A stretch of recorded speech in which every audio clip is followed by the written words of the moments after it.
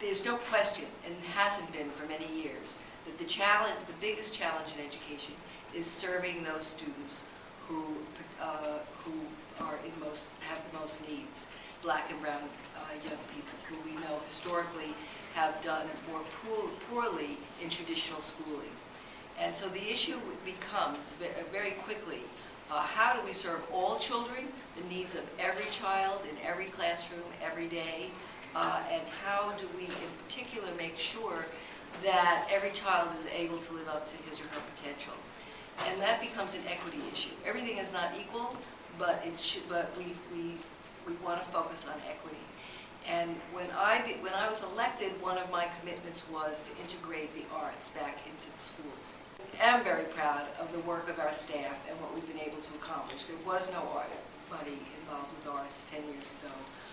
And we have now been able to participate in building and provide leadership for a very strong alliance that is built on the strength of partnerships.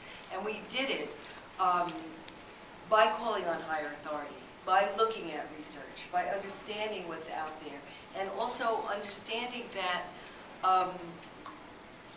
if we're going to focus on equity and the whole child, for all children, we know that the measurement cannot simply be how they score on standardized testing. That what do parents want? What does our nation and state need? But kids who achieve at high levels, but are innovative and have flexibility and can adapt to the 21st century.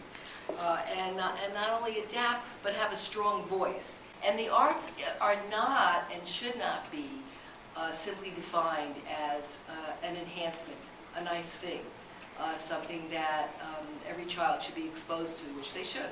And it is all of those things, but it is a whole lot more, because it's intimately and integrally involved in every subject that we teach.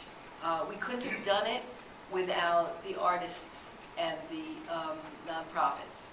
Ultimately, we decided to look at creating our own research, working in collaboration with higher ed to establish, well, what is good research, how do we do it, and how can we do it ourselves. So we turned to the experts to help make our teachers the experts, because so that they could own it, and so that we could also and continue and train general ed teachers along with the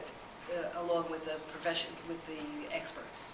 What we're doing is providing teachers with a tool, working with Harvard, working with Stanford, and saying, okay, we're going to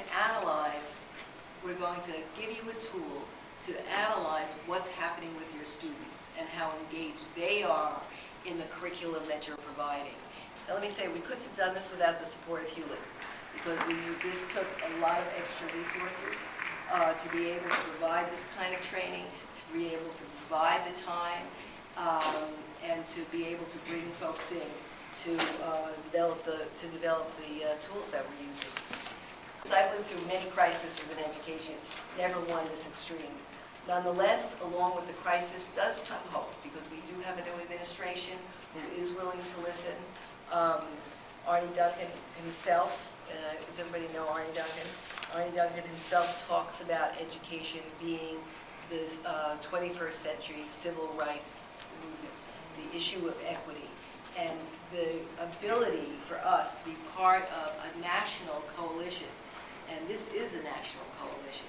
And to bring voices together, to share best practice, to talk about the limitations of a high-stakes environment, and to talk about what this nation loses without being able to provide a quality education that does incorporate, that is larger than a very narrow frame and a narrow test, but that is enriched with the arts, with civic engagement, with history and science.